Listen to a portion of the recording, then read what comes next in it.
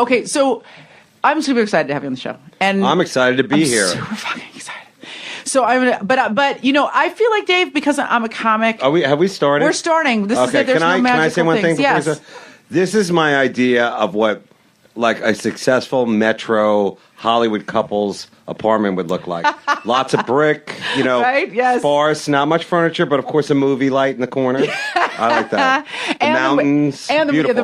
the view, and also the movie light. When I bought it, I was like, this is kind of a hacky light, but I bought it anyway. Okay, I bought it anyway. I like it. Thank you for your support. Because I'm a comic, I feel like there's a handful of guys who are like literally like in the comedy firmament. I mean, there's like the old guys that are practically dead. There's like the Pryors and that's not you. No, that's like the Pryors and the Murphys, the legends. And then right of them is like Attell and like Gould and like you're right there. You're like a mid-level constellation. So I'm very excited to have you on the show. A low cloud formation. Yeah, but a good one, like a cumulus, like a massive cumulus. Yeah, the kind you make wishes to. When or are you trying to get laid? Look at that pretty cloud, trying to act as if you're sensitive. Sure. Yeah, that too. All right. But the point is, I don't know anything about you. Yeah, Dave. I know. We've never really met. We've never met ever. Where did you start doing comedy? San Francisco. Okay, so there you go. So I started in New York. You started in San Francisco. Yeah. Probably by the time I was like, I would play the Punchline. I was just up there playing cops. But we started doing the Punchline. That was like one of the first places where we got to headline. You probably had already moved to L.A. or that seems about right. Okay. I might have already moved out. Yeah, I never. Did you? Always one town ahead of me. What's that? I don't know about this. I was fleeing you specifically. Okay. Not the first. You feel, and I had to flee because no one ever takes you. Maybe you don't feel this way. I always feel like no one ever takes you seriously in the town that you start in because they remember when you sucked. Like but New York is a big enough town that maybe that doesn't happen as much there. Yeah, New York is like not so much about like a lot of my friends started in San Francisco. Tom Rhodes, he's one of the big acts there. Yeah, he's great. And I just worked with Larry Bubbles Brown, who's Bubs. Is he still doing stand up? Is he? Oh boy, I mean, is he? Was he ever? Yeah, he did. Hey, what's up, Bubs? I love he's him. A lot of fun. I love him. And there's like some great San Francisco acts. I guess Jake Johansson, the San Francisco act. Jake Barrett, Rhodes. Maron wasn't from San Francisco, but I always feel like he was a San Francisco act, right? Yeah, that was one of his towns. But I never really lived there. Patton and Blaine and all those guys. Brad Posehn. It was a good scene. Those guys all started around when I did. Okay, so there was a lot more places to play in San Francisco then. They just closed the Purple Onion or whatever it was. And what was the other? The Purple Onion. That was where Galifianakis did a special there. And there was the Zoo. And then what was that other? The Zoo was where I did my very first set. It was where I got my very first paid set. Okay. But remember that other place? It was like the West End or the half turn. There was like a place out in like kind of the Sunset. They used to do a lot of improv there. The Bottoms Up. I don't know, some fucking shitty name. San Francisco was a great town. The comedy was so cool. The crowds are great. Smart. And also, it's like a fun town. Like sometimes you play these towns on the road. Misery. Where you're like, there's nothing to do. San Francisco, there was always a lot of fun, a lot of drink, a lot of partying. Right. So I always loved going there. And one of the greatest shows I ever had there was with Mitch Hedberg, who was opening for me. Yeah. And the late great Mitch Hedberg, who's amazing comic, gone in forever, I think. But he opened for me, and I said to the people, I'm like, why is this guy opening for me? He should be headlining. And then he became a headliner. Right. I would like to be. I'm the last guy he ever middled for. So you're the last heterosexual relationship he had before he turned gay. Or maybe the other way around. Something like that. Right. I heard your phone beep. Can we turn? Is it your phone or is it my phone? Somebody's phone beeped. Let's make it. That was my heart. I'm old. I have a pacemaker, so I'm prepared to give you a CPR. Perfect. Did you get the paddles out? I'm just going to do that thing. Never a that good fake thing. shit Get movies where they just pound on your chest with their fist. Like it's never going to help anybody. Get the paddles out, and we're going to go canoeing or kayaking, or we're going to play a little ping pong before dinner. Go ahead. Were you? Sorry. No. This is your hour. Super cool person. So this is your. We're going to do that this whole hour. Yeah, this is your hour. My moment. Did you always want to be a comic? No, actually, I'm not a really good performer. For those of you people out there who've seen my act, I was a very stiff, nervous, no self-confidence guy for I'd say about 6 or 7 years into the comedy scene, and I did a lot of comedy. I mean, like every open mic in New York, I was all over it, and.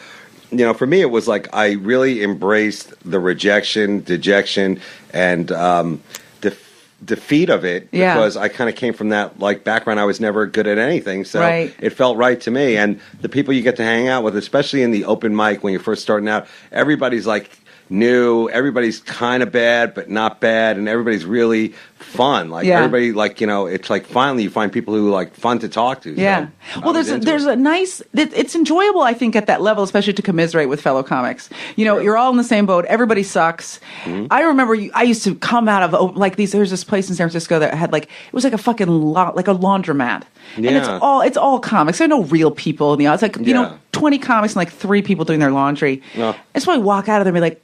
It would be funny. It was like I did not get one laugh in there. Like, and it would be even thinking about it. It was funny because it was just so miserable. It was so abject that there was a comedy to it. But do you feel like I feel like that was made you tough? Like those terrible sets made you funny because they made you impervious. Well, it definitely killed me inside. So any feelings I had left were dead.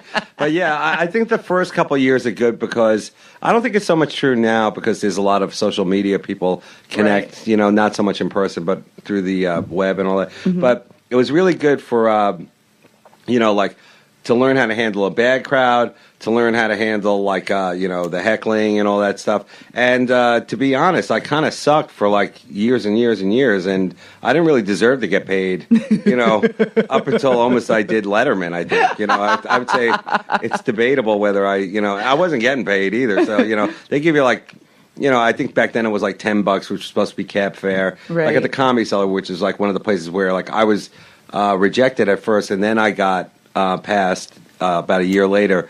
They would give you a meal and like some food and like that was kind of the pay, you know. Right, yeah. I mean, was there a moment? Because someone just asked me this question and it was the first time it ever been asked to me, and then I thought it was kind of interesting. Was there a moment when you felt like you had it figured out? Oh, I never really feel like I have it figured out. I do know what I want to do, and like you know, in my mind, because you know the people that like really influenced me, both alive and dead, were like, you know, Colin Quinn and Alan Havey, who... Colin is going to be really upset to find out he's dead. No, I was going to say, these are the living ones. Living ones. Plus the guys that I started with, you know, you know, like my favorites, like a Doug Stanhope or a Louis C.K. and, you know, like a lot of really great guys. And then there's the dead ones, of course, which are the, you know... the Bill Hicks and Sam Kinison, you know, and everybody always says Richard Pryor, but I never saw him live. But I did get to see Bill Hicks live many times, and that was like a high point for me. Bill was like a transcendent performer. Yeah, he was a San Francisco act too. Yeah, he played all over the country, and San Francisco was one of his like. He was like his home base. Bill was one of those guys that made you ashamed of like everything you wrote. Yes. Like everything you wrote, you're like, or even thought. Yeah, like I don't even have good ideas. And I have poor ideas, poorly executed. Whenever you watch Bill, you'd be like, I can't even. Well, I was hanging out with him one time after a show at the New York Improv, which is no longer going anymore. But he came over a guy's house, and like, you know, we were all getting high, but he was already sober. And he saw there was a guitar, and he goes, "Hey, can I try that guitar?" And he was like a master guitar player, just great. And you were like, "Wow, what can't this guy do?" Right? I mean, like, good he's at so everything. talented. You know? Good at everything. He had a bravery too. Is that why you admired him? Because I feel like of all the guys that.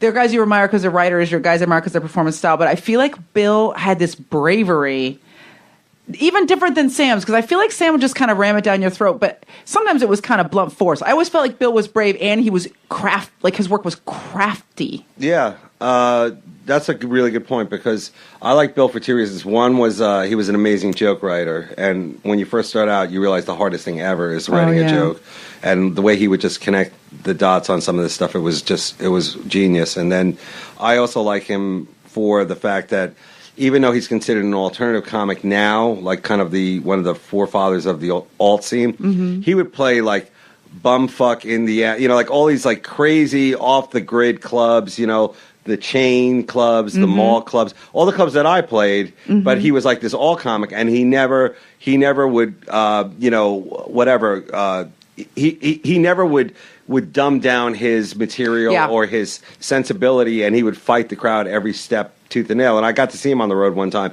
and they were not digging him, and it was weird because he had already done Letterman multiple times, and like they could care less. They wanted him to just do the 3 bits that they had heard him do on something, and he had a lot more to say, and he would just fight them. Like it was great. And for me, as a guy who was going out on the road, I was like, wow, that is cool. That is balls. You know? Right. Because there is that panic, right? Where you're stepping into a club, in Grand Rapids or fucking, 4 Points or Quad Cities, whatever. Where you just think like, these people aren't going to get me, and I've got to spend an hour with them, and I've got to find a way in, right? And he just never cared about finding a way in. He didn't. Yeah. Now, on the other end is Sam Kinison, who I think is one of the most underrated great comics who ever lived, because when you look at comedy now, it's pretty much storytelling and pretty low-key, kind of like smooth jazz, you know what I'm saying?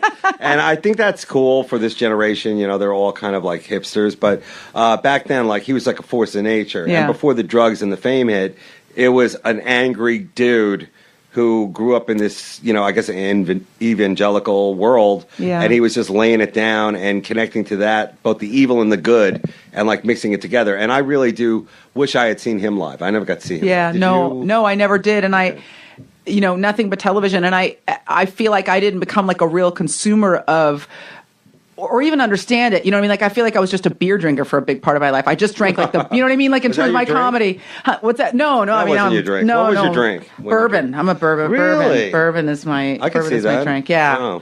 Oh. But in the sense of like, that like what I consumed in the comedy world, it took me a while to like hone my tastes. You know what I mean? Like I think in the beginning I knew the big guys and I loved the big guys, and it took me a while to find the guys that were underneath there that were like doing interesting shit. Right. Like Sam. And I think he died before I even really like got like to be like a real Yeah, I comedy really consumer. do think that he would have had a resurgence, like especially after he went through like the trial by fire of both Right. drugs You need and to get fame sober. and up and down and all that kind of stuff. But he's more, I guess you could say, legend now than he is like relevant, because there's not that kind of comedy. It's very Nobody's politically doing that correct. now. No. Like that was like balls to the chin, in your face. Maybe Stanhope does something in that Well, spirit. that's true. Very good right? point. Stanhope was a good friend of mine. I would say he's the last. I call him the last Mohican. He's the one guy who will never go on the reservation. He's Right, the last guy right. playing bar shows, people standing up, basically standing and just booze, puke, and piss. Was the name of his last special was No Refunds. Yeah. So, and I've seen him so many times, like we I guess first met at the Montreal Comedy Festival. And, Doug and I, like, I always use him as my check. Go, am I being a hack? Is this a hack bit? Is this a hack thing I'm doing? Because if Doug doesn't think it's hack, it's not hack. Right, So, right, exactly. When you were a young, what I was triggered- never young, by the way. I never used born this age. Born came out an with a old beard. soul, as they say. Just came out stroking that beard. Yeah. So you said you didn't always want to be a comic. So what was the thing that drew you to comedy? I mean, other than your love of, did you grow up like being a lover of comic? Like just. I loved listening to comedy albums back then. George Carlin and Rhino Records used to have all that kind of, like, I guess you could call it now, like, I don't know, it'd be like kind of like Adult Swim type, Right. crazy parodies and just sound effects. And I would just laugh and laugh. But, I remember buying Richard Pryor albums like at the mall, and like, my mom would be like, you can pick out one thing, and I would buy the Richard Pryor album, and like, I just couldn't get enough of it. So Yeah. I was a fan, but I was not really thinking that's something I would do. And, Right. it wasn't until I was after college, almost like right up until the last year, I went to NYU with Adam Sandler, and he okay. already was a comic. And the first road gig I ever did was in Queens with Adam Sandler. I totally died. It was on the dance floor at disco. I died 1,000 deaths. He killed. And he was just so I likable. wanted to blame the venue, right? But I couldn't do it. It was me. It was just me, horrible, and him, great. And it's funny because when you say like, do you, knowing your voice and all that kind of stuff, he knew almost, I'd say right away, like who he was on stage, what he wanted to do, his plan, and give him a lot of credit. He brought a lot of good people along with him. Yeah, So, he's bananas loyal. Adam. Yeah, he truly is. Yeah, and he Truly is remembers. He'll remember. I mean, we worked together a couple times, and he's just a guy who just remembers everybody. And he's like, Yeah. if I ever have a shot, I'll give it to you. He's like very, he has a circle of people he tries to. And those guys, keep in even his though they're life. film guys, they're still at their heart comics. So I think Right. when they do movies like Funny People and stuff like that, Yeah. it's really because they kind of miss the nostalgia of the whole club, experience, the drama, the highs and lows of it, and all that kind of stuff.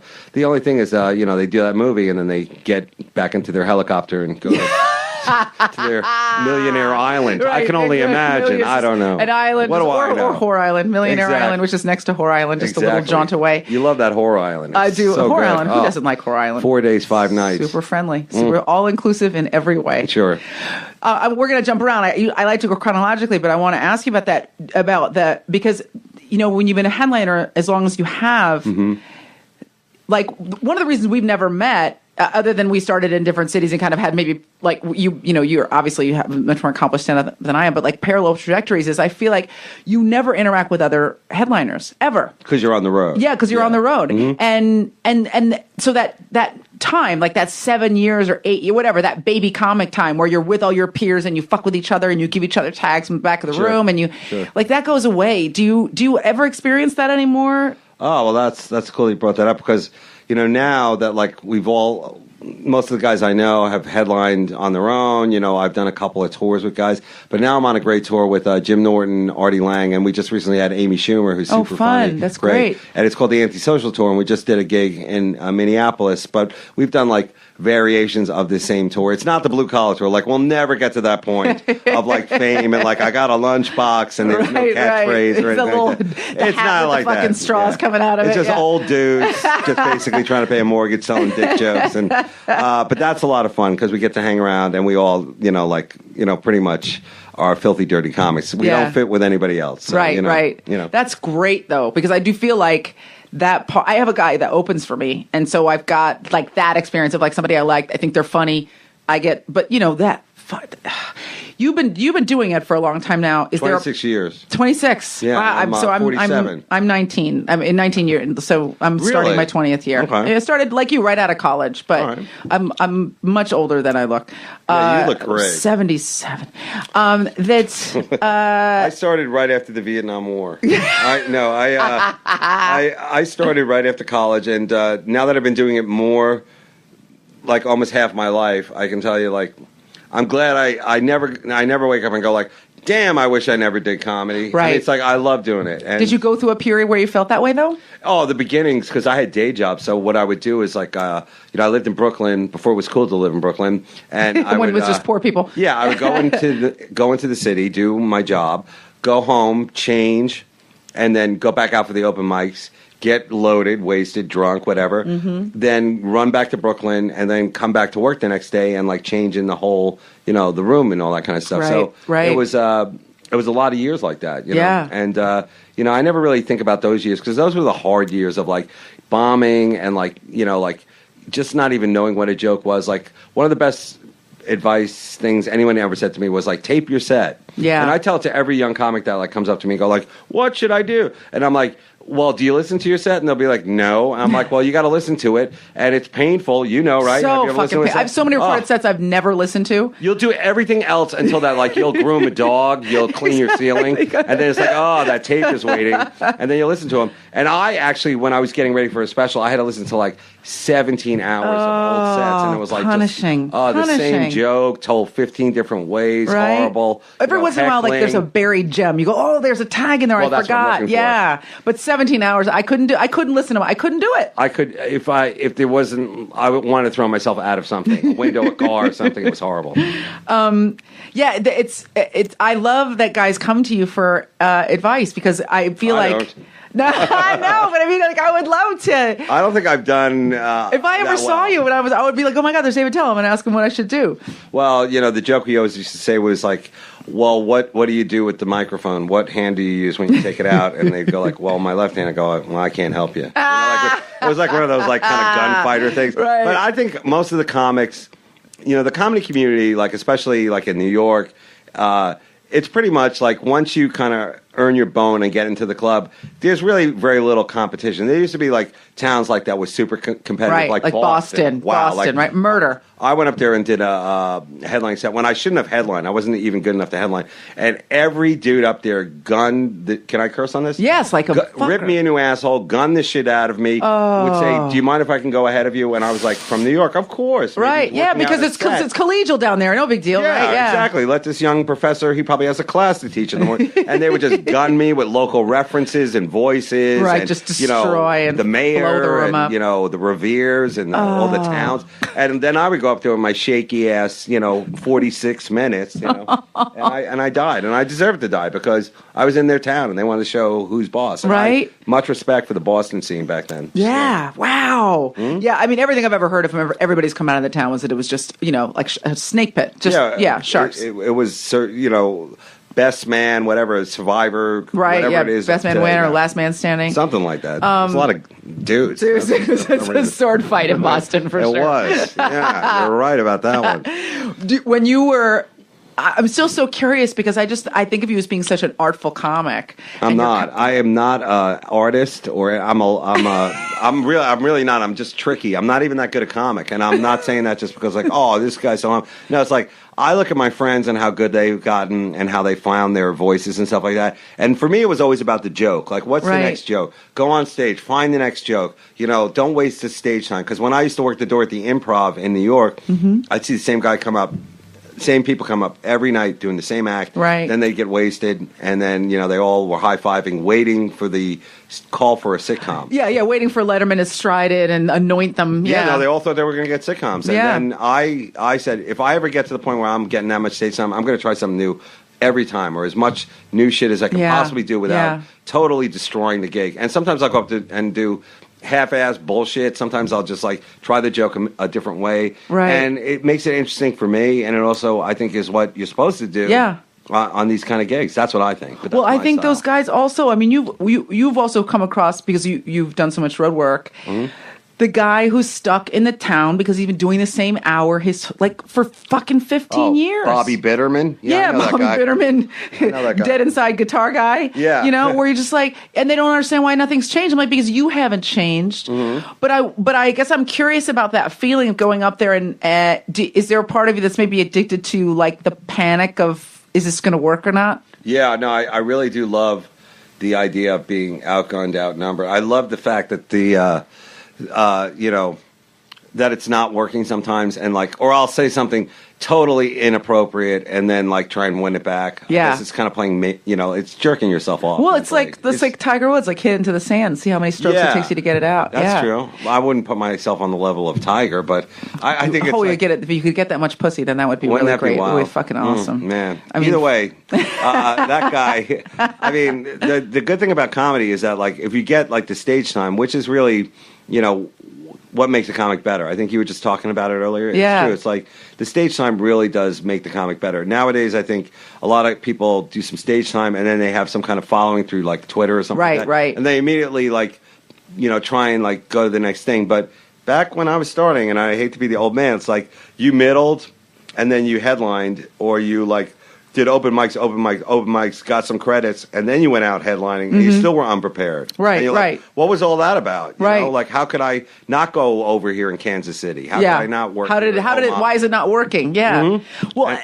and I remember when I was a baby comic, like seeing guys headline. I remember seeing some guy headline up. You played Tommy T's in San Ramon. You ever play that? Yes, club? I did. I remember going out there. Stage, as I call it. Yes. Like a little stripper stage there. A little tiny, like narrow 4-foot stage. And a guy getting up there doing 20 minutes material and then pulling out a notebook. And I remember thinking, if I'm ever a headliner, I will never fucking do that. But you're right. That's the wrong club to do that in. Oh my God, yeah. That is the and he wrong got club. what he deserved. Oh yeah. He learned his lesson. Good. But I think. There is no substitute for time. It doesn't matter how funny you are, how talented you are.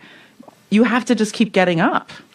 Well, there is that point where, I don't know if it happened for you, but where you cross over, where you realize that, like, my life before this is now gone. Like, right. the me before comedy is now almost a memory. The people that I, talked to and hung out with, they are no longer as relevant to what I'm doing than now. And I'm not trying to be a dick about it. It's just that, like, you finally found that group of people that kind of understand you, that, like, go through the same stuff with you. And, like, it's so much fun to hang out with them. And that's, like, when you lose, like, like your earlier life, right. your friend from, whatever, college or all that kind of stuff. And it does suck because when you look back on it, you're like, why didn't I hang out with those people more? Right, and right. they all, had regular jobs and had families and all that kind of stuff. So you're it's a different. vampire, though. I mean, you're And it's definitely there's definitely something to like the nightlife, to the once you get like into like the scene and the style and just like the feel of like, dude, look at all these suckers going to work, man. I'm fucking wasted and I'm going home.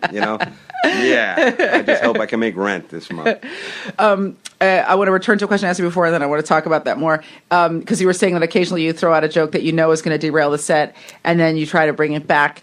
And you're at a point in your life creatively where there's no doubt you're going to be able to get it back on track. But was there a time earlier on where I guess I remember vividly the times when my set would derail and I would panic. Like, I'm like, I can't, this is it. This set is over. I'm done. Right. And then I remember kind of slowly doing it long enough to be like, okay, no matter what, I know I can get them back at some point. So do you remember that time in your, like, I guess I'm like wondering about that transition when you started to realize that no matter what, you were going to be able to bring the audience back on your side? I don't know. I mean, I had a lot of sets where like I would call it a draw, if not a loss, where like, like I did my time, which was always the important thing back then. Like, just do your time. Just do the time you were paid to do. And then you realize, this is like, poor comics, but you realize you just burned through all your material in 8 minutes. And now you have another whatever hour or whatever you have to do. And that's kind of also good too, because then now you got to really start thinking on your feet. Yeah. And New York is known for its crowd work and all that kind of stuff. So we all kind of like grew up in this whole like interactive, in the moment kind of thing. And that's what I like about comedy, like when it's in the moment, like when one show will never ever be like that again. Like never. There'll never be the guy wearing the funny hat and, the girl who was, a bachelor party. Actually, right. There's always a bachelor, but you know what I'm saying. Yes, like the characters that make it all so special. Yeah. But I would say that like when you lose the crowd, you got your work cut out for you. If this is about comedy, I would say that a lot of comics go up there, especially new comics who have like honed their set. They think. And they don't lock into the crowd, or they don't read the crowd. Like I look at the crowd, I'll always go, "What's the crowd like?" Yeah. And all those people are like, "Does it matter? You're just going to do your set." And I'm like, "Well, it matters to me because if I do a Klan joke and there's a guy out there with a a hammerhead skinhead, I don't think he's going to like it unless it's a pro Klan joke. So it's like sometimes these jokes might help the set, sometimes they might save your life. Right. So that's the way I think of it. But protect you from a curb stomping. Exactly. Like that too. Yeah. I had something great to ask you, and it fell out of my head. And it was about like the life of a comic. So you were talking about these people, like the people that you had a relationship with before you became a comic, and your life now. Yeah. How do you feel? Do you have kids? No, I don't have any kids. I'm not married, so. Do you feel like that was a conscious choice, or was that just a side? I don't have kids either. Come on.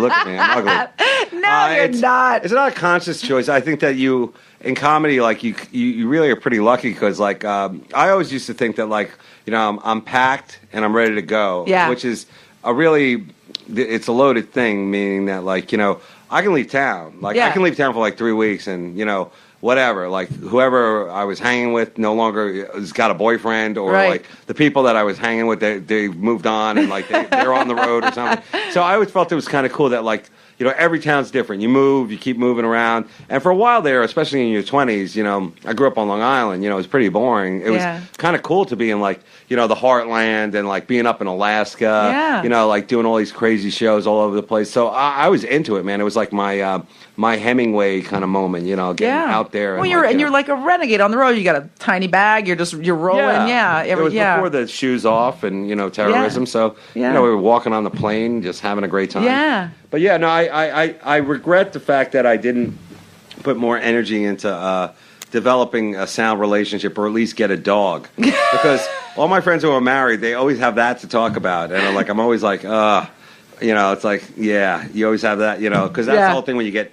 First, it's finding out what a joke is, and then it's finding topics for jokes. And I think every comic, after 10 years plus, is like, now what should I talk about? What's going on? Wife, kids, dog. Topical. Should I become political now? What should I do? Right. And there is something both wonderfully and terribly repetitive about the life of a comic. I mean, I loved Insomniac because it was the first time when I felt like somebody in our tribe was talking about what it feels like to be in a place and not of a place, and have kind of this unlimited period of time to kind of do whatever the fuck you want, because we work for an hour a day.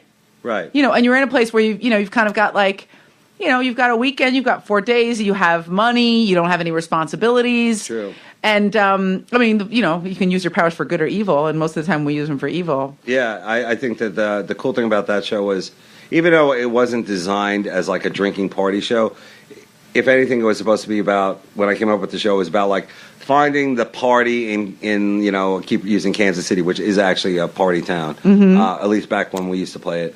Is like finding a party in the offbeat towns, not the Miami, the South Beach, right? The high end, like where an ugly dude like myself would party, like which was the majority of America, which was regular people partying on the weekend in Charlotte, Carolina, right, all that kind of right. stuff. So that's what that show was about, and it was also about people who worked late, and that show was really cool. It really did like draw a crowd for me, but it wasn't necessarily the best comedy crowd. It was a TV crowd. That was my first experience where like people see you on TV and they want you to be exactly like you are on TV. Yeah. And before that, I really was like basically focused on becoming a comic, like a national headlining, like a touring comedian, to the wall, fucking hard, knife fight comic. Yeah. And that brought in a whole other crowd.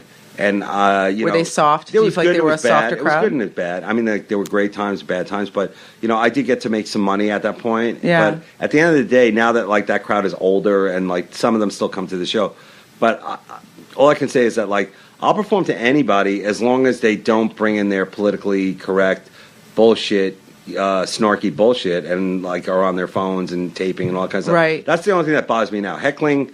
That's like, I guess, universally part of comedy to some degree. Right. But back then, it really was like, it was impressive to see how many people will come out to see you do a show when they have seen you on TV. But I never fell into this whole like bottle service. Now I'm going to kick it with, other celebrities, the Deadliest Catch guys, and other reality stars. Yeah. No, I never consider myself. I'm a loner, and I like my deal where I get to roll whenever I want. And all I'm going to say is that I thought up the idea of the show. I'm glad people liked it, and I'm glad that we stopped doing it. Are you glad that you stopped doing it? Oh, absolutely. I don't think I could have continued forward with it the way it was going. Not because the idea was stale, just because we were not getting access to like the things that I wanted to do, which was the late night stuff, the jobs, and all that kind of stuff. And also, people knew about the show, so they would come down and kind of like act out. Right. They would act out, and I couldn't use it because you couldn't get access to the kind of the underworld that you wanted because people knew who you were and you were kind of a known quantity. I was supposed to be a fly on the wall kind of guy. Come in the bar and drink it up, and you were kind of doing no reservations before Anthony Bourdain was, though. I feel like. Well, I think what he does is kind of like more important for society. Knowing where to get a steak in Haiti. No, I mean, all these shows have their problems, and I'm jealous of these shows only for one thing, like the travel aspect. Like, we got to go on, like, 4 big trips. They go to, like, where are we going? It's like Switzerland, and then we're going to head to Thailand. And it's like, no, I'm like, we had to save up. We had to, like, kick money into a can to get to Germany, So we're going to jump back, and then we're going to jump forward. Sure. Because I'm still so curious about your first. So you said your first set was with Adam Sandler. Was that? Did you go? That was my first set. That was the first road gig. Even though we both were at NYU, he's a year or two younger than me, so I was just lucky that he asked me to do it. My first gig, I guess you could say, was at Governor's on Long Island. That was the first like real stand-up club, and I bombed horribly. That was the club where like Kevin James and a lot of the Long Island guys came out of. John Mulrooney, who is really, I guess, not known as much as he was back then. He was like the king of that club and a really funny guy and like really got the crowd going. And those guys would MC and they'd bring you up. And I just remember basically myself.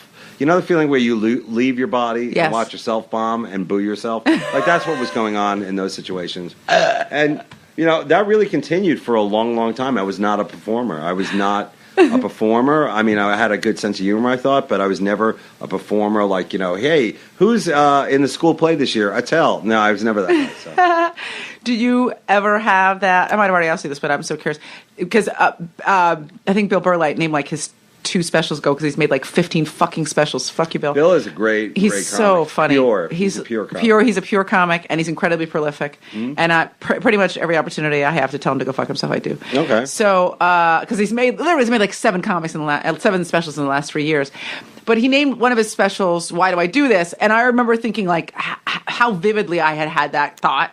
Like in my, like, you know, just at points in my career, like, why am I doing this to myself? Did you ever have that moment where you're like, I don't know, man. Because you know, you said you had all those years where you really struggled as as a comic, where you weren't funny and you were bombing kind of consistently. And did you ever have a point where you were like, maybe I don't want to do this anymore? Because I feel like comics just in their bones, no matter whether they're killing or failing, know that they're comedians and they can't stop. I didn't have that kind of self-esteem. So really? I'd say for the first 7 years, I had a day job to some degree, in one way or the other, and that it was always like, keep doing it. You know, maybe this is the guy I'll be where I have a day job, and then at night I'll do comedy, and I'll be cool with that, and that'll be my thing. And I guess there was part of me where like I wasn't successful at the day job, and I wasn't successful at comedy. And then once I think I got one credit doing something, maybe it was like A&E at the Improv or something. Then I was like, well, I guess I am a comic. I mean, like, there's no denying it now. I'm actually being recognized as a comic. Right. And as I went forward, like with Letterman, and then I was a writer on SNL. Yeah, I want to hear about SNL. Then I was like, I'm in this business, regardless. But up until I was about 29 or 30, I was always like, what's the age limit on joining the Navy? Because I was like, that was my plan. I was going to do that in high school. I was going to do it after college. And I kept pushing it back to like the point where I was like, all right, well, I'm just a comic now. I'm drunk, I'm drinking, I'm hanging out, having a great time. And I love doing comedy. So, it took me a long time to accept that was what my life was going to be, the comedy. So, what was your life like for the time you were at SNL? Okay, go ahead. I was just going to say, did you love it? Did you hate it? No, I think for a lot of people, that's their dream. Like, a lot of the people that I started with that year, it was their dream to be on that show. That was, like, not even in my dream box to be on that show. I'm not putting the show down. I'm not saying I was, I really, like I said, I really had just figured out, like, about being a comic. And then all of a sudden this came along. And I had, like, agents and managers at that point to some degree. I was friends with Jon Stewart. So, like, his people were kind of, like, half managing me. So, yeah. Did you know him from stand-up? I knew him, from the clubs. And, as good as he is now, he was a great comic way before any of us were. He figured it out. He had known, he just really is a naturally great guy to be hanging out with, but also, like, a really good comic. And, like, he really has a great sensibility, of the situation, what's going on, and, like, very topical and smart. Smart is definitely the word you can use. So either way, my dirty, filthy act, at that point, I was like, now I feel like I know what I'm doing. And, like, I'm going to get out there and I'm going to be Bill Hicks, or I'm going to be one of these guys and I'm going to fucking die on the road. My parents are going to have to pull me out of some shitty morgue, some, like, or they're going to bury me there. And, like, then, like, years later, my niece or somebody will come dig me up. I had all these great, like, dark fantasies about dying on the road. And then the SNL thing came along, and they're like, we want you to be a writer, assistant. They have, like, all these titles over there. So it's like, we want you to be, like, a writer, assistant, kind of cast member, but you'll never get on camera. And I'd never written a sketch. I've only written for myself. And then they threw me in that situation, and it was a bad situation, like, to begin with. But I'm glad I had the experience, because what I learned at SNL is probably something you learned living in LA, which is that show business has, like, a way about itself. Like, show business promotes show business. That's what it really promotes. It's never anything else. Like, after the show, and we would do some horrible shows on SNL. I couldn't even get a sketch on. So when you don't get a sketch on, your job is to sit there and just, like, be someone that no one makes eye contact with. Like, oh, this guy's a loser. This guy's a loser. Don't even look at him.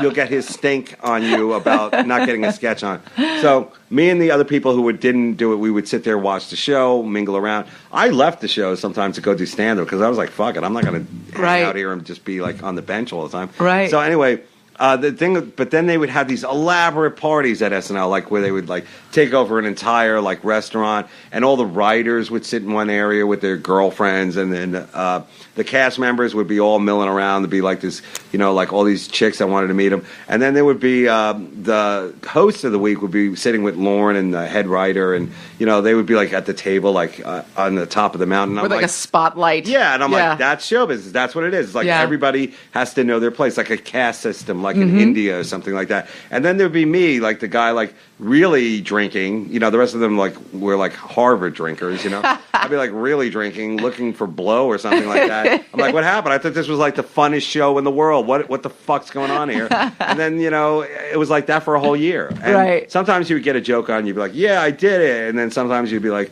wow, this is just a horrible mistake. I can't wait to get out of here. Was it as competitive and kind of cutthroat as some of the people? Yeah. But you know what? To be fair, there's a lot of really talented people at SNL, and a lot of them had, like I said, dreamt of being on that show, wrote at Harvard, and did all that kind of stuff. So I give it to them.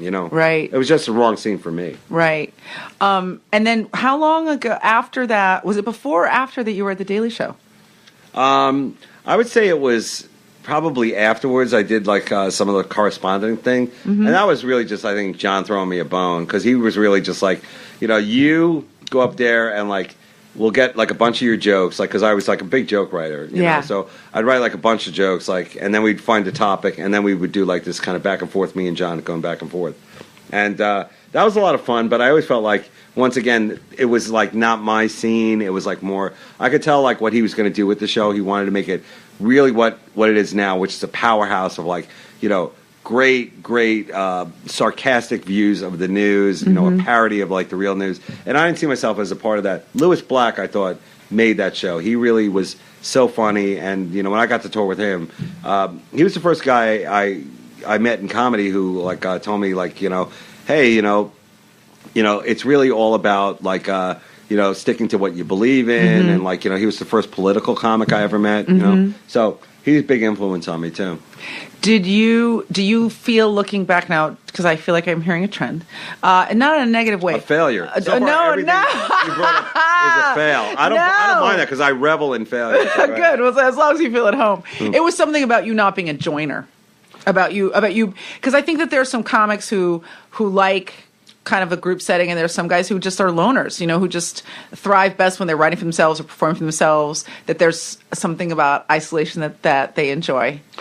Yes, and I mean, like, I'm a loner in terms of my life, I guess, but I loved hanging out with the other comics. When we first started, we would all like go, like you see in the movie. We'd all get something to eat and yell, topping and all that kind of stuff, making fun of each other. Talk shit of each. I mean, the best part about being a comic is sitting down with 10 people and just talking shit. Yeah, that's always like the fun of it. But I would say that I was not a joiner.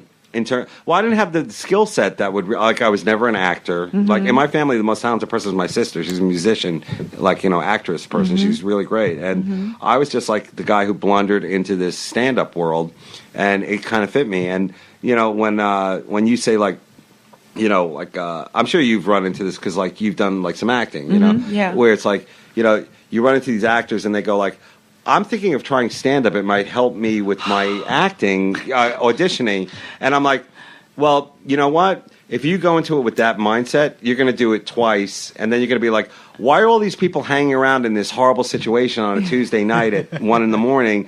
What, don't they have to get up and go to the gym and do, whatever voice things?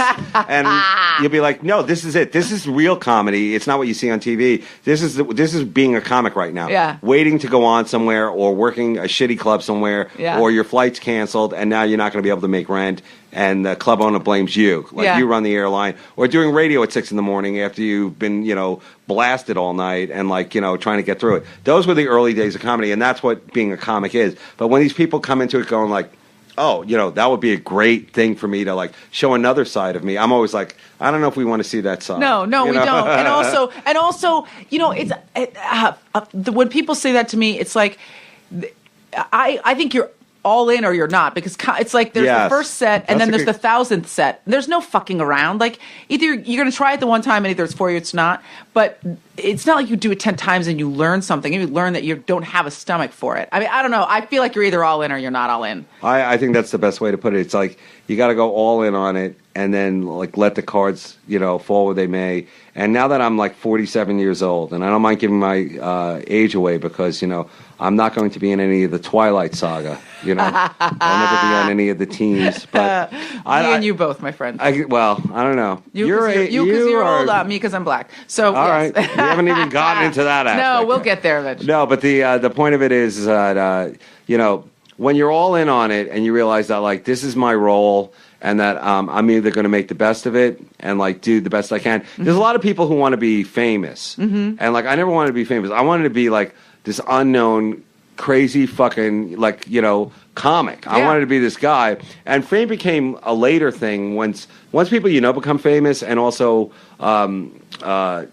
we live in a world of fame. So you'll be the guy, the comic that night, and then some guy will come up to you and go like, dude, I love your CD. And his girlfriend will be like, who is this guy? Why are you wasting my time? And then, you'll be like, it's like, I don't care about her. And I'm cool that this guy likes my thing. But you realize that like fame is its own thing. Yeah. And that I'm glad that I was never, because I know a lot of guys who are decent comics, but never became famous and hate themselves. They're bitter. Right. And I'm like, if you really look back at it, dude, for the last 15 years, you haven't had a real job. Yeah. And you should always think about that, how much, like, you could be a bitter lawyer right now. You could be a bitter guy running a car dealership. Right. But you're a guy who gets to, like, come into a club, say what he wants to say, and leave. And exactly. That's cool. And work an hour a day. Yeah. Well, you talked about the fact that you felt like it was somewhat of a trap because once people saw you on Insomnia or whatever they saw you on, they expected a very specific experience from you. And I don't know if I asked you this question, but did you ever feel like you had to deliver TV Dave Attell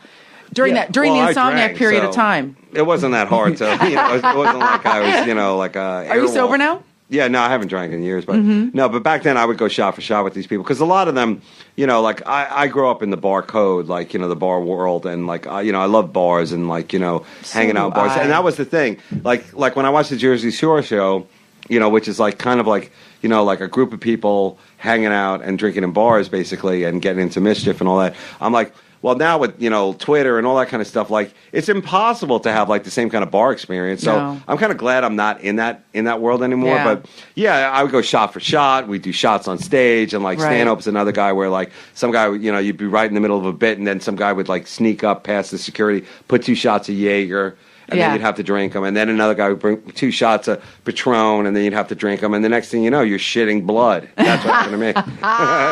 No, but yeah, it was a fun ride with the drinking. I would say this though, for the comics of today, that there is no pressure at all to do any of that craziness. It's just pure self-destruction. So I would say embrace it, live it up, dude. Right. And everybody needs that period of. I think there's something, I'm sorry to get super heady, but I do feel like there's something about art, about being an artist, about making art on some level that you need to break things. You need to, you have to live. You can't just like kind of get up every day and have like a bowl of yogurt and like read the paper and then get on stage and do anything transcendent or interesting. You got to break something at some point. You know what I mean? I'm sure there's some guys that are just like maybe naturally so talented that like no matter what they can get up and be great. But I feel like you've got to suffer and you got to break shit and you got to be a little fucked up. I wish you were my manager. No, but I think there's a lot of guys living out their romantic kind of Viking funeral of like, I'm going to burn out and I'm going to be Morrison. But I never was. I was like, I really enjoyed like the bar lifestyle. I mean, I was from Long Island, I was raised drinking basically. And it wasn't like it was like I was putting on airs. I loved to drink. And, I did my job. I was a functional drunk and all that. But I would say that when you say art and like, I know you said you don't think of yourself I don't as think an myself, but I believe it is an art form. The way I do it is not arty at all. It really is not. I mean, like, I know all the tricks, and I'm going for a different thing. You guys are artists, but all I can say is that it's unfair to the guys who don't party and whatever to not include them in their own.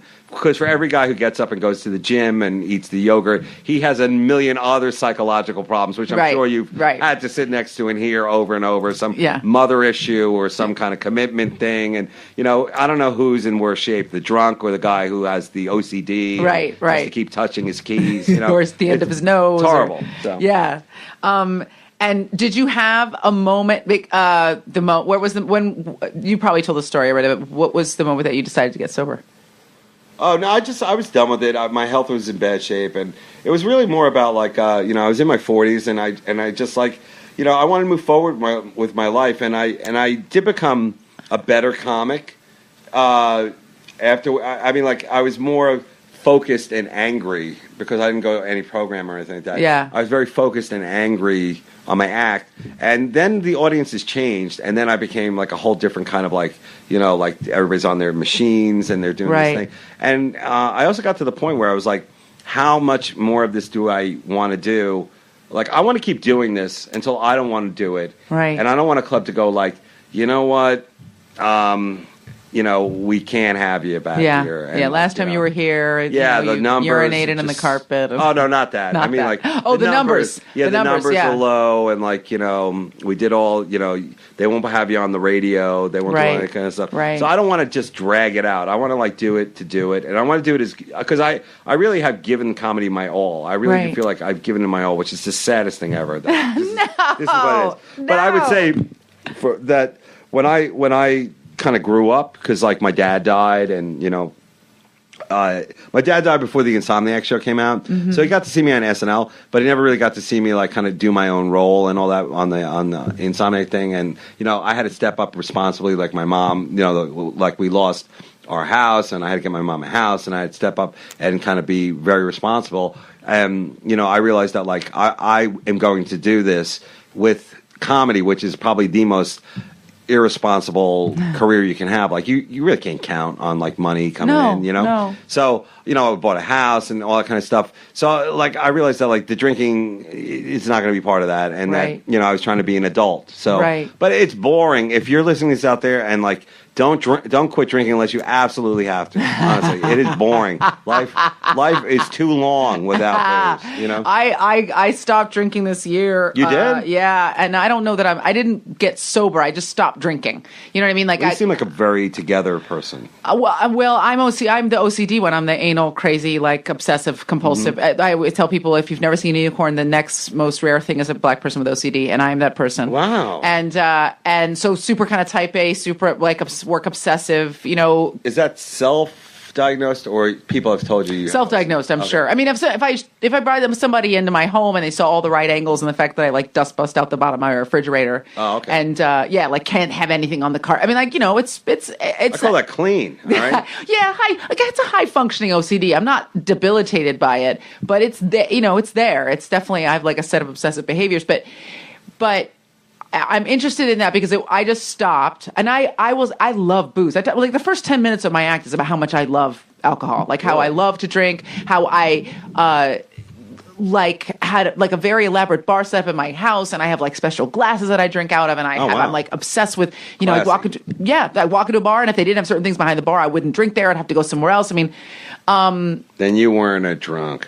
No, I wasn't a drunk. I was a drinker. I was like I stuck on the bar rack. I was like an aggressive recreational drinker. Okay. But you know, like you said, there were things that I wanted to do that I realized that booze was kind of in the way of. Yeah, you know, I also lost a lot of friends to drugs and alcohol. Yeah, like Mitch Hedberg. He, you know, of course, there's a lot of powder involved there, but you know, and then Greg, I partied with Geraldo. him, and then Greg Fitz. I'm sorry, Greg Fitz. No, he's been sober longer than anybody. No. Greg Geraldo, who was a good friend of mine, and we used to drink together, and like, you know, we always used to say like, well, I don't trust a guy who doesn't drink, and like it's kind of true. Like, you know, even now at this point, it's like I don't trust myself not drinking. You know, like you know, some of the stupid ideas I have.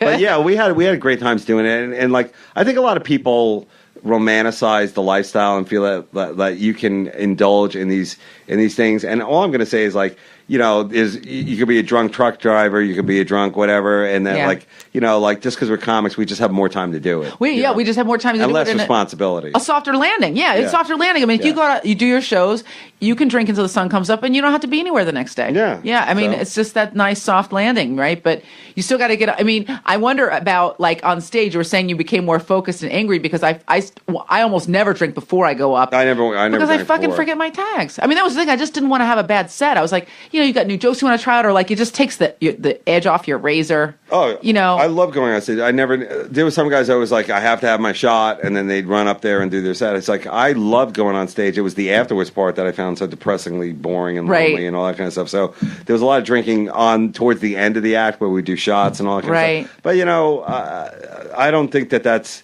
like, you know, just kind of who cares at this point? Now it's really about like there's so many other self-destructive things that people do. Yeah. That like like I smoke cigarettes. If you want to get personal, it's like the cigarettes are going to kill me before the booze ever would have, and like But like being on the road without cigarettes is like almost like I can't even fathom it. I mean, it's like way too much downtime. Like I spent hours standing around waiting to do radio, waiting to get on a plane, like all these different things. I don't think gum is going to fill that void. What do you think?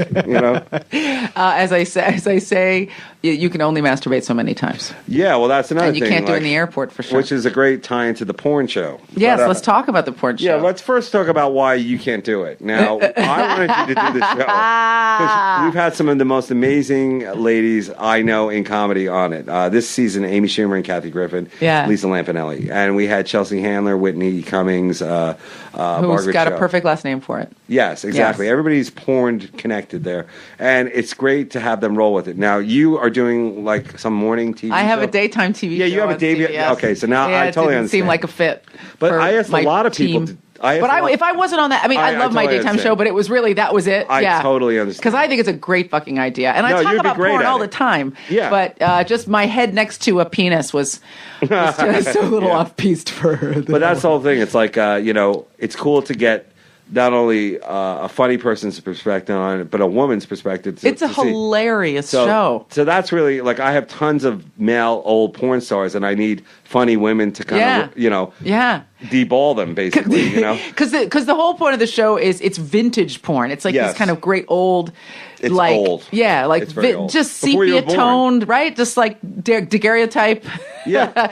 It is very Zabruta filmy, kind of crazy, weird. Where do you find... Is it... These are all your own personal possessions. You guys are digging this stuff up for the show. No, it started with like the ones that I knew, and then like, of course, I used to do the VHS porn, like top loader shit since it like came around. And as a comic on the road, like I loved porn, and living in New York City, which used to be the porn capital of the world, now it's like the iPhone Sprint. But no, it's here. It's I mean, it's. But like buying porn. Oh, buying porn. I didn't even know where porn was made back in the day. I was like, I thought it was dropped from heaven. I was so excited. Angels bring it. Yeah, like I would come like when I thought they would have new tapes, but I was always too afraid to ask the guy like, when are you gonna have new tapes? And it'd be like really exciting when they had new tapes at these shitty, disgusting New York peep show places. But anyway. The thing about it is we bring out the comic, we watch these old clips, we rag on them like Mystery Science Theater. Yeah. And then we bring out the legend to tribute it. But we also do young porn stars watching old porn, which is very cool because a lot of these young ones, especially this season, Asa, Kira, Jesse Jane, Jaden... Jesse Jane, Caden Cross, Shawn Michaels, who's a legend, a man of color, by the way. Very exciting. Exactly. Very exciting. I call him the Denzel Washington of porn. Well, there you go. He's about my age, but he's ageless. He also, like, you wouldn't know. And he has one of my Unless you look very closely at his balls and then super old. And I have. And he packs a lot of meat, so everything is, very exciting. It's all good. And it's cool to meet these people. They're all so cool, and, like, hearing their take on it is so great. And we also brought in Adrienne Curry, who's one of the hottest, coolest chicks ever. Yeah. And Andy Dick to balance it out. Absolutely. So that's a show at the end of the season. The one coming up I don't know when this is there. It will probably go up next week. Next week. Okay, so by then that'll be Thanksgiving. So we're going to do it right with a holiday classic, Debbie Does Dallas. Oh, that is a classic. Now, you must have seen that one. You've seen porn. Everybody's seen that one. Okay, I have seen quite a bit of porn. I'm not a connoisseur. And what kind of porn do you like? Well, what do I Straight like? Up, like guy and girl, like your show? Yeah, I'll almost look at anything. There are a couple things that I find relatively disturbing when it gets to be like gapey. I can't do like any kind of gaping related stuff. That's kind of gross. You're not alone with that. But so here's what's interesting. I don't think I was a big consumer of porn in the traditionalist days. My husband and I have looked at some stuff together. But was it his idea or your idea? But it depended on the day. Sometimes it was his, sometimes it was mine. Okay. Usually if you're looking at porn when you're with someone you can have sex with, it says you don't watch it for very long. Right. You know what I mean? Yeah. But I often stumble into it like accidentally now because like I'll be looking at like Gawker, and then there'll be a story about like naked, Congressman porn. Weiner, Okay. and then all of a sudden I'm on Fleshbot, and then once you're on there, I mean it's like the YouTube of porn. You just like fall into the rabbit hole, and then you're looking at a guy having sex with his roommate with his socks on. The sun goes down, the sun comes up. Sun comes up. Your eyes are bleeding, and that's always the fear that I have about porn, and is that I will look at too much of it. Oh. And then it won't be effective anymore. You know what I mean? See, that's very adult of you. All right, I just feel I can't. Like at some point, I'm like, oh, I'm not feeling anything. Yeah, I'm when I pretty watch numb this. to it at this point. Right? You know, This is like, oh, let's put the thing in the hole. all the people who work on my show, a lot of women, and like we basically, have to watch endless amounts of retro porn looking To like find a good, like the clips, right? Yeah. and also finding the scenes of the people that we want to attribute to. Right, right. And everybody has a million different pseudonyms, and like there's been looped, and the movies are all like very who knows what the movie is. So I have really good people that do it. But we I immediately go like, okay, so let's look for like a good doggy shot, and like we'll be looking, and then I'll be like, all right, just fast forward. Right. I Like, can't even do it. So none I of us don't are feel enjoying anything. it. Right? No, it's like work. So, but it's like now trying to cure your kid of smoking cigarettes and giving him 100 cigarettes. Yeah. Right? It's like it's all the fun has gone out of it. But I feel like my brain now has been hardwired to retro old porn now. So like when I watch new porn, I'm like, what is wrong with this? Right, you don't know what shaved. right, and the lights are too hot. Yeah, there's too much detail. Tattoos. What is that? So do you? Oh, this is an intimate question. Is there anything that you would find exciting anymore? Because that's the other thing. Like once you see, like I feel like if you've seen kissing like and hugging. Yeah. That's what Kathy said on her show. I just like kissing and hugging. And I don't know. I mean, like I think the more, first of all, as a guy, when you get to meet these legendary women, especially, and the guys are cool too. But like me and Chrissy Canyon and Jolene, after growing up, like rubbing like endless gallons out to these women, it is kind of a cool thing. And like Christy's super hot still, and so is Ginger, and like it's fun. But yeah, do they seem happy, or do they seem like sad clowns? Everybody always puts this whole sadness on there, but I think I could find 50 real estate brokers to porn star that are sad. Oh, with the sadness quotient. Whatever, have done like, disgusting hot tub fucking close the deal moments. Right. But either way, I think that there's a lot of preconceived, like, they were touched or something. They're like, I really don't care. It's not that kind of show for me. It's a party show. Right, it's a tribute show. It's not an in-depth, like, Charlie You're not going to Rose. stop it all down and be like, so tell me what happened when you were a child. Yeah, no, I mean, like, I feel like that's their personal business. And as a comic, which I think we're all kind of broken toys. Right. It's like, evidently something's not right with me that I do this. So I assume with you, you have your own stipulate to that so and I'm move just kind on. of like respectful of their lives. It's not like, we're callous or whatever. It's like, I'm here to bring them out, have a good time, do a couple dick jokes, and like show some of this great stuff. And I think they enjoy it because they never got the tribute that they deserve. They and like no it wasn't respect until now, like with Sasha Grey, Jenna Jameson, the Right. crossover acts that like became like really cool and hip to like, hey, I know a porn star. We have a porn star in this, like an Entourage or something like that. Right. That like, a lot of these people are like just kind of used up and thrown away. Yeah. So I don't like that. As a comic,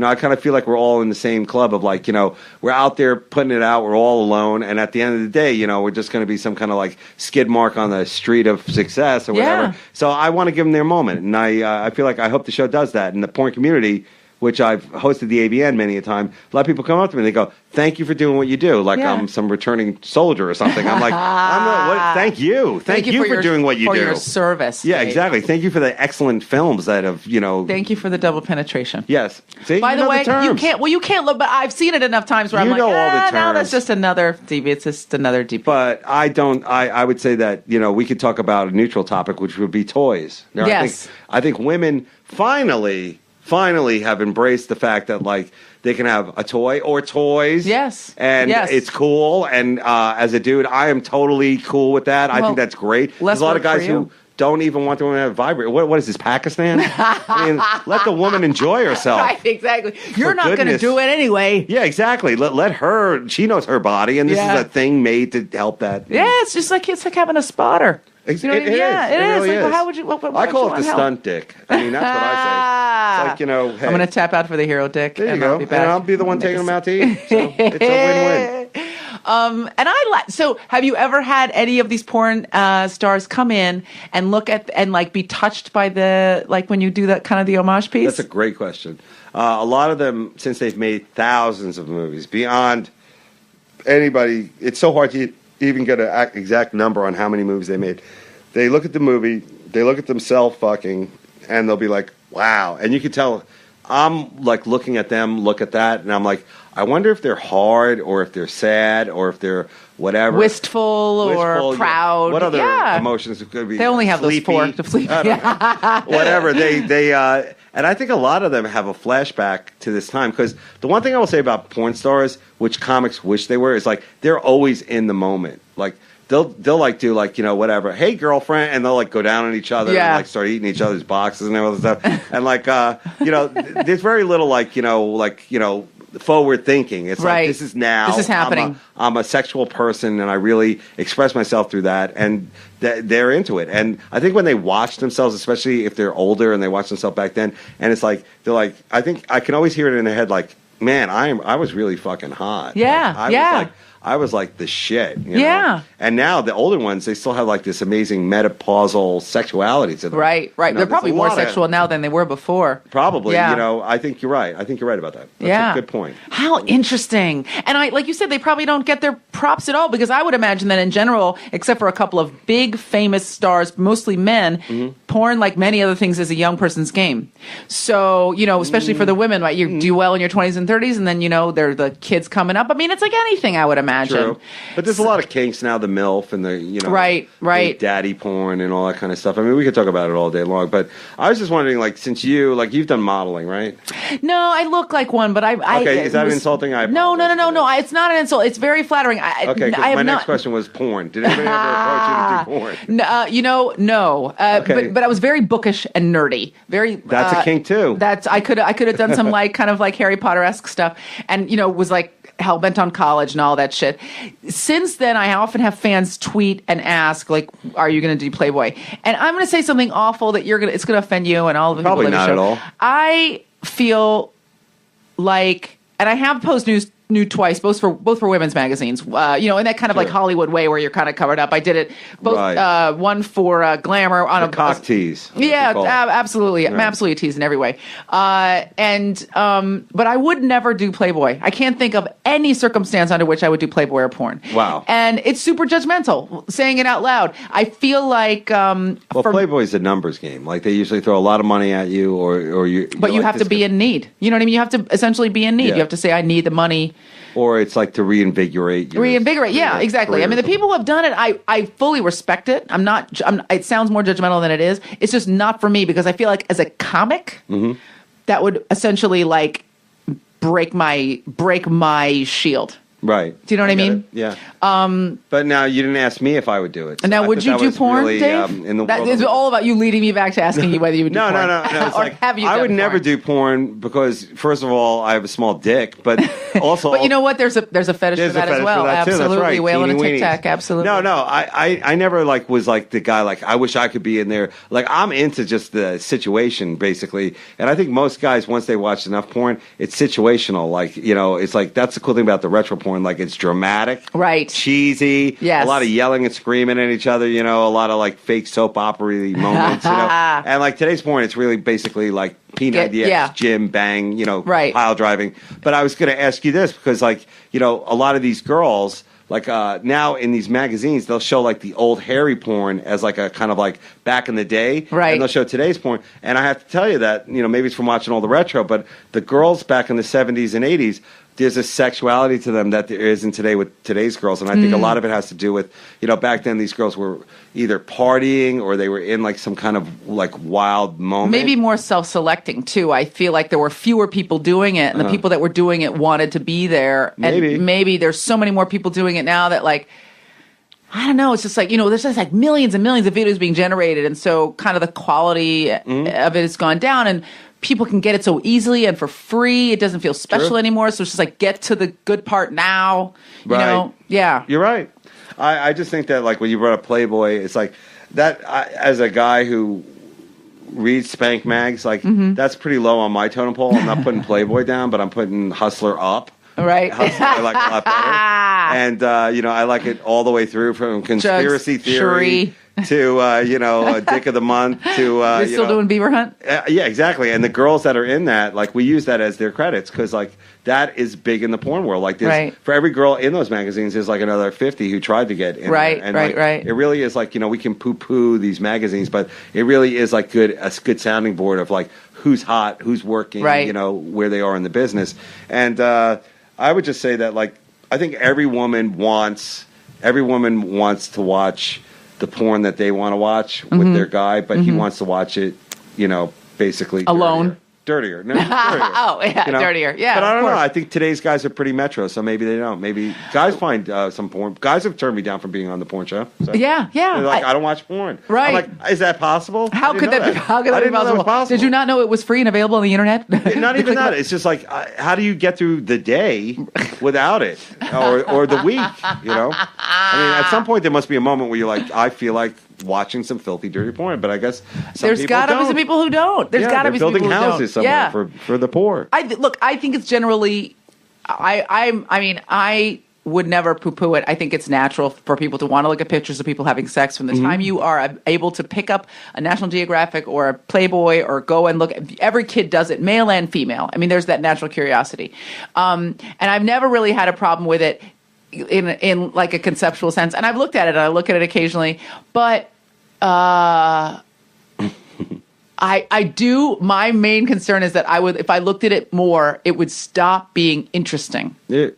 Bingo, you're right. Yeah. Yeah, exactly. Yeah. That's why you got to look at more. That's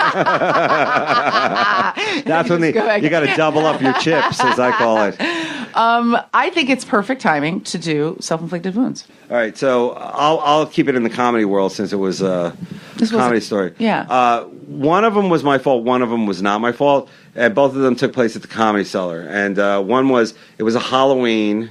And I've told this story before, but I feel like now I've come to terms with the story. Now, it was Halloween, and back then they would do shows on Halloween. They don't do them anymore because it's a pain in the ass. People would always throw in a smoke grenade. You know, there'd be old people drunk in costume, really, really frightening. And, you know, there was people, all these costumes, and we're working the crowd, the drunks, you know, heckling, all that kind of stuff. So working the crowd. Guy comes through with two other guys. They're all wearing masks, and the guy's wearing this full face mask. And I'm like, hey, dude, what's that? Like, you know, the Lion King or, you know, whatever it is. Turns out he was in a horrible fire. He was the guy who needed to wear the thing because his face skin was grafting. Oh. So I felt horrible about that. Okay, that was like one of those where you're like, what the fuck was I? And, like, and no way to get your foot back out of that pile of shit. Like, I think I saw him at the bar, and like I was like, you know, bought him a flaming drink. No, might as well go all in when you're evil. Why not? And then I laugh like an asshole anyway. Okay. But then another time at the Cellar, which was a pretty good one, a guy started whipping bottles at me. Oh. And this is when you realize that, like, you really are a person alone. You know, I said to my relative who was a Green Beret in Vietnam, I said, like, I kind of know how you feel. Like, I kind of know how it is to be, like, up against the wall and outgunned and outnumbered. And he looked at me like, you don't know anything about that. So I'm like, okay, well, but this was my, like, you know, moment here. So a guy, I said a joke about diabetes or something like that, and I guess a friend of his had died of something, whatever. He wasn't really listening because it was not that kind of thing, but they were talking the entire time, and a guy started whipping bottles, and like, it's a brick wall, and they would crash. And that stage is tiny. That's a really intimate space. But I did not lead the stage because it was my job. The MC wasn't there, and they had no security there, so they had to get the security. So I kept going like, security, and it was like, psh, oh my God. And then finally, you know, the thing that eventually gets you is like, why doesn't the crowd help out? Yeah, you know? No, they're just letting it happen. Where are all those good people we hear about? And they were kind of enjoying the nightmare of it because they were a bad crowd to begin with too. So, but then one or two people did get up and like kind of like got in the way because the guy got up, and you know, it became that kind of a scene. And you know, I've had many instances where someone has gotten on stage with me uninvited, and that's always where you realize that, like, you know, this is really just, you know, Dave talking into a microphone. Now it's like, you know, this could get bad. And I'm ready for that too. But are you? Yeah, no, I'm ready for it because I'm not going to lead the stage. Yeah. I'm not going to lead the stage unless I absolutely am told by the club owner he's got it covered because it's my job to hold the stage. Yeah. That's really the job. Oh. And, you know, whether you're up there juggling or telling dick jokes, your job is to hold the stage until, because if there's no one on the stage, then it's bedlam. Then it's mayhem. Then people are walking around and it's going to be just trouble for everybody. But, you know, I'll never forget that because I was like, wow, this is cool. So this is how it ends. Just basically getting hit in the head with a bottle, right? And everybody taking pictures, and then it's over. And then they carry my cold corpse out of here. Yeah.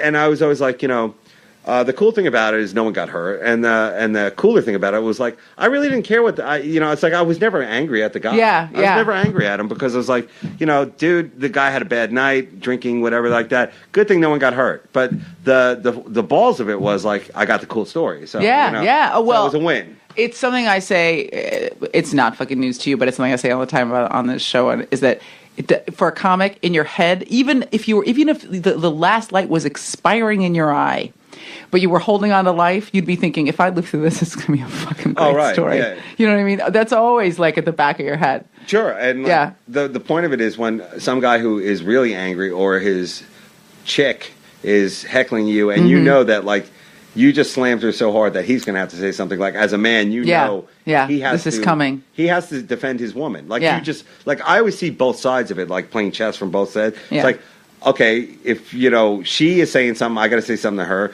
and then she's going to complain to him, and then he's going to have to say something to me, and then I'm going to have to take both of them on, and then he's going to have to stand up. Yeah, and like that's just how it is in this Animal Planet world that we live in, called the comedy club. So okay, I want to ask you one last question because I know you've seen this video. And I wonder if you've ever had anything similar. Obviously not the same, but and this might have been the worst, was glass whipping out of your head. That's pretty fucking bad. But do you remember this video of that guy he's talking shit to he's the guitar comic, and he hits the guy in the head with a guitar? Oh, absolutely, yeah. That is probably one of my favorite things I've ever seen in my life, even though I shouldn't revel in the fact that he probably really injured that poor person that got hit in the head with a guitar. But they should show that at comedy school. If there was like a comedy academy, they should show that. Well, he handled it wrong. Do you need to set up No, I'll put a link on the site so people can see it. But I mean, essentially, there's a guy heckling. There's a guitar comic on stage who's not very good. He's not very funny. And there's a guy in the audience heckling him. And I guess the guy, we can't tell if the guy makes a move or not, but the comic decides that the guy's made a move, and he stands up and just you just see the guitar leave frame and then come back completely broken. But the audience was pissed at the heckler. The minute the guy hits him in the head, they just turn on the comic, which I guess is fair. It sounds like a web redemption for me. Sounds like a job for Daniel. That's a cool thing because every comic looked at that and they laughed at it. But you know what? Like everybody's always like, well, he wasn't that funny. But it's like, I don't think you should be attacked, because you're not that funny. No, like you're just up there doing your job. There's never like a birthday clown. Like, okay, if he's not clowning enough, we should be able to, stomp him. Right. But, exactly. Yeah, that video, like, I think shocked a lot of comics. Like, wow, I better learn how to Kaibo or something. I better step up my kickboxing classes. You've never had anybody try to jump you on stage. This glass thing was the worst. Yeah, I've had all those different like kind of experiences. There's always the guy with the better like cool story, and like the guy who tells you like the cool like if things get really bad, the microphone you bang off the bottom and you got yourself a club. Right. Like, wow, how did he learn that? And then you're like, this guy's right, man. Right. Exactly. You're not up here alone. Yeah. But I would say those days are coming to an end. I hope because today's crowd, I think they're more about judging you on the net than they are. Yeah. Oh, yeah. They'll just blow you up. Too? Yeah. You have like a cool crowd of like people into. I feel like finally your crowd is very cool. By the way, I'm just saying they're okay. I will say that what's lovely is most of the people that come to my shows listen to the podcast or know me from Archer. They already kind of have a sense of who I am as a comedian, so they come for that. And I haven't had a crazy heckler in a long time. I did. You can get the super fan. That sometimes the super fan is almost worse because you can't do anything about the super fan. Yeah, the person who's telling you they love you out loud, you can't then tell them to shut up. They love you, yeah. No, they're so happy to be there. They want to talk to you. And I always take the side of the super fan, going like, "What's wrong with these other dead fish in here? Step it up." You see this guy? That's a great way to go. This guy took his shirt off. What's wrong with you? I mean, come on, guys. Look at he's excited, like he just got out of jail or something. Look at this guy. But yeah, no, I had this conversation recently where the club was like, "What do you do about a heckler?" And I was like, I haven't had a negative. I get the super fans. I haven't had the crazy person. I threw somebody out of a show recently. Yeah, you did? Well, he just looked miserable. You know, just remember looking miserable? I did. Well, it's like it was. I never like anybody to leave. Really? I always feel bad because, like, especially when it's the couple. Like, I've done a lot of shows like in Utah, Salt Lake City, and stuff like that. And like the people there are super cool. Like they get like this whole thing of like, hey, they're religious. But like there was one couple that came down, and I'll never forget. It was like a young Mormon couple, I suppose. And like they were total polite and everything. Right. But I could tell like 3 like inappropriate jokes in, they looked at each other and like. Oh, no. Like, we gave it a shot. We tried. It's way too dirty. We're 2 jokes away from hell. Let's get out of here now. And I felt so bad for them because I was like, all they wanted to do was be a part of it, have a good time. And that's when I always wish, like, do you ever wish this? Like, I wish I could change into, like, the funniest clean guy I know, like Brian Regan. Brian Regan. Like, I wish I was this guy. Right. They'd be loving it, and it'd be like, everybody'd have a great time. Oh, I know. I'm a filthy, dirty, hate it. You can't do anything about it. I know. What can you do? No, right? Nothing. Thanks for having me on. This was so much fun. Thank you for coming on my show. I'm glad we finally got a chance to actually chat. To actually have a conversation, yeah. Well, even though you're not going to be on the porn show, I'm giving you the Dave's All Porn hat. Oh. Because now you're part of the Dave's All Porn family. I'm so excited. Yeah. I love it. I will wear this around everywhere but on my CBS daytime show. Yeah, don't do that. And can I take a picture of you? Well, will that ruin your chance? No, that's okay. It was just my head next to like a giant penis that I think was like the because there's no like a green screen where there's like porn going behind your head. Yeah, exactly. Yeah, that. When we first started doing that, because we have to cover everything, I'd be like, make me the guy who covers the taint. Right. Make me the guy who, and then it just came like, we do a gangbang scene. There's like holes floating and dicks the couch and balls, around, and it's like give her the dick, and I'll take the asshole, and I try and be the gentleman. Too difficult. Okay. So I'm super excited to have you on the show, and I'm excited to be here. Super fucking excited. So I'm gonna, but I feel like Dave, because I'm a comic. Have we started? We're starting. This is it. There's no magical can I say one thing? Yes. This is my idea of what like a successful metro Hollywood couple's apartment would look like. Lots of brick, right? Yes. Sparse, not much furniture, but of course a movie light in the corner. I like that. The mountains, and beautiful. the view, and also the movie light. When I bought it, I was like, this is kind of a hacky light, but I bought it anyway. Okay, I bought it anyway. I like it. Thank you for your support.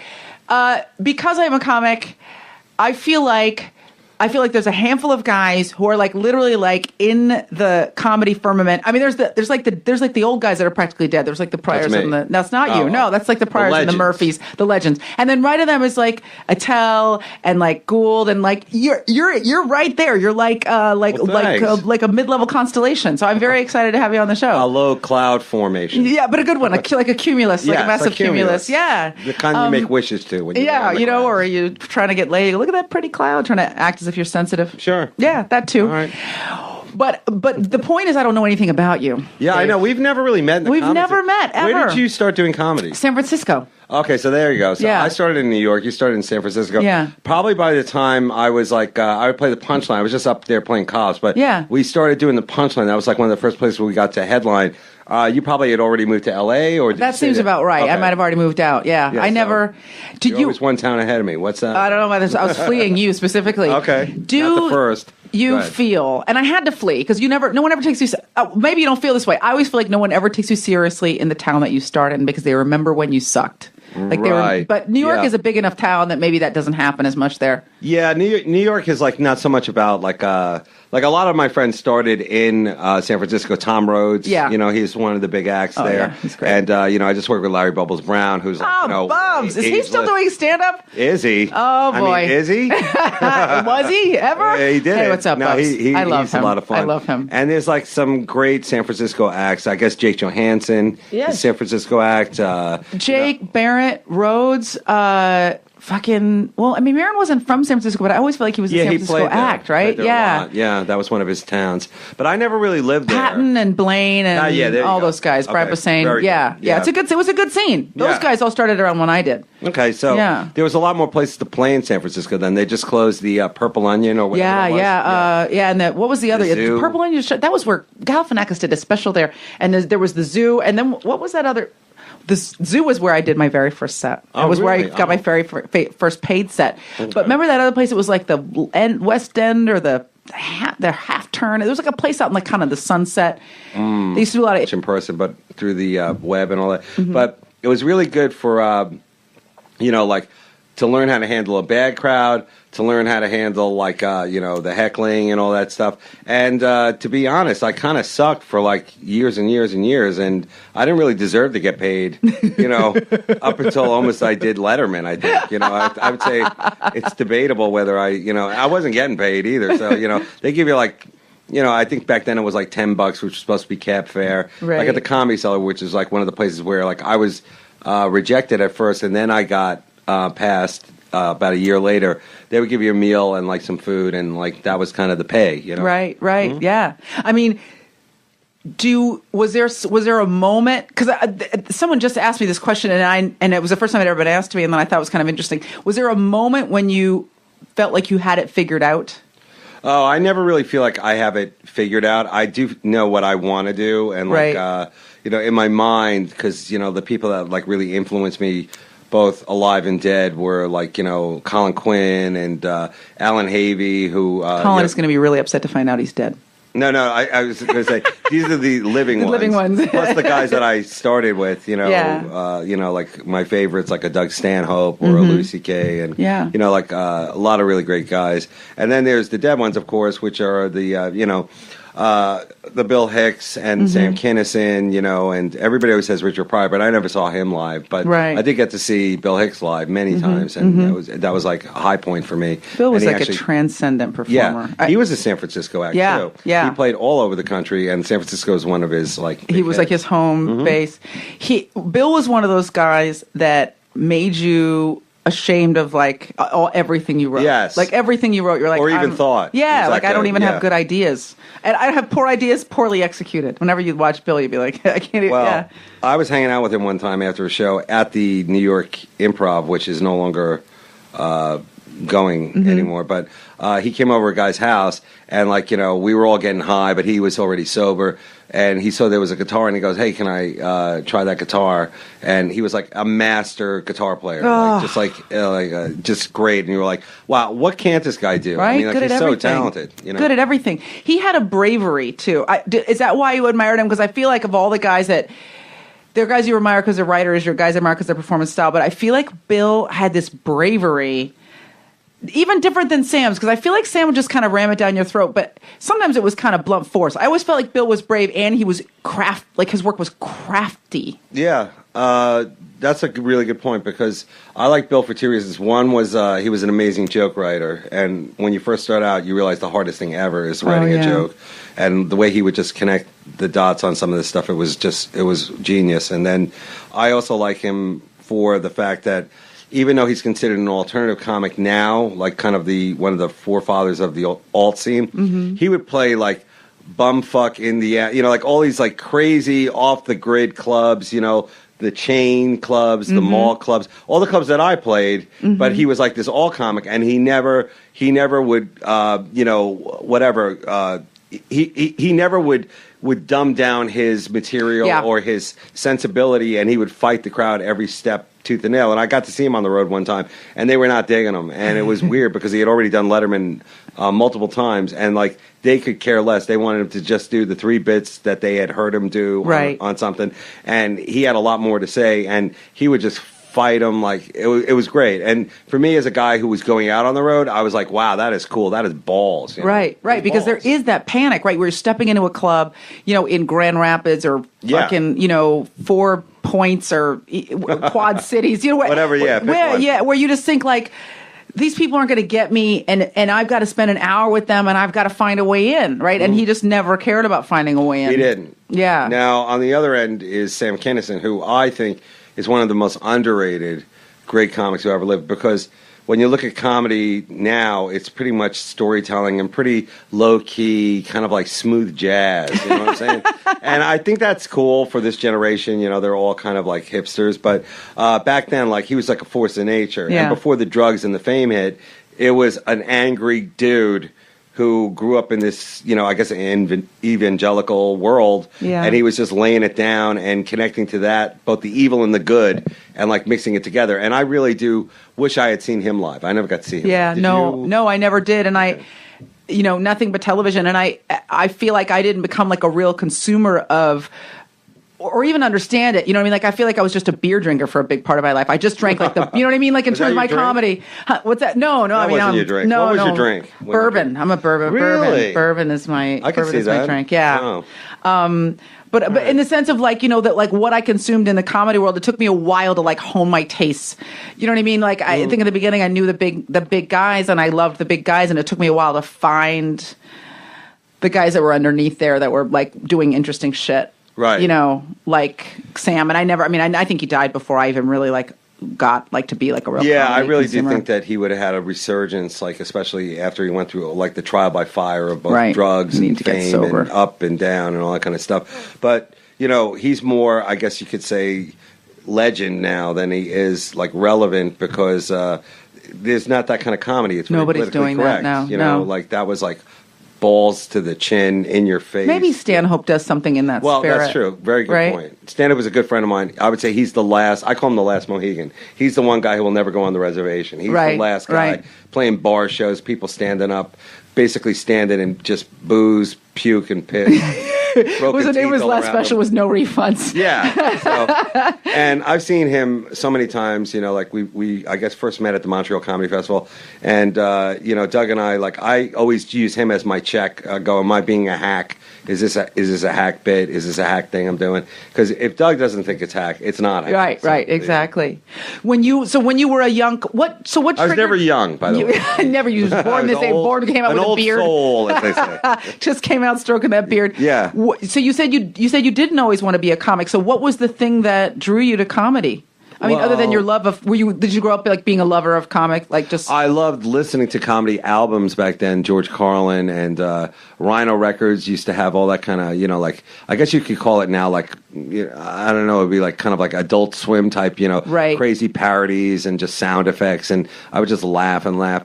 But, you know, I remember buying Richard Pryor albums like at the mall, and like, you know, my mom would be like, "You can pick out one thing," and like, and I would buy the Richard Pryor album, and like, you know, I just couldn't get enough of it. So Yeah. I was a fan, but I was not really thinking that's something I would do. And Right. you know, it wasn't until I was after college, almost like right up until the last year, I went to NYU with Adam Sandler, and he okay. already was a comic. And the first road gig I ever did was in Queens with Adam Sandler.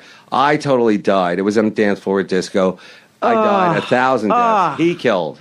And he was just so I likable. wanted to blame the venue, right? But No, I couldn't do it. It was me. It was just me, horrible, and him, great. And you know, it's funny because when you say like, do you know, knowing your voice and all that kind of stuff, he knew almost, I'd say right away, like who he was on stage, what he wanted to do, his plan, and you know, give him a lot of credit. He brought a lot of good people along with him. Yeah, So, he's you know. he's bananas loyal. Adam. Yeah, he truly is, yeah. and he To his remembers. He'll remember. I mean, we worked together a couple of times, and he's just a guy who just remembers everybody. And he's like, Yeah. if I ever have a shot, I'll give it to you. He's like very, you know, he has a circle of people he tries to. And those guys, keep in even his though they're life. film guys, they're still at their heart comics. So I think, Right. you know, when they do movies like Funny People and stuff like that, Yeah. it's really because they kind of miss the nostalgia of the whole club, you know, experience, the drama, the highs and lows of it, and all that kind of stuff.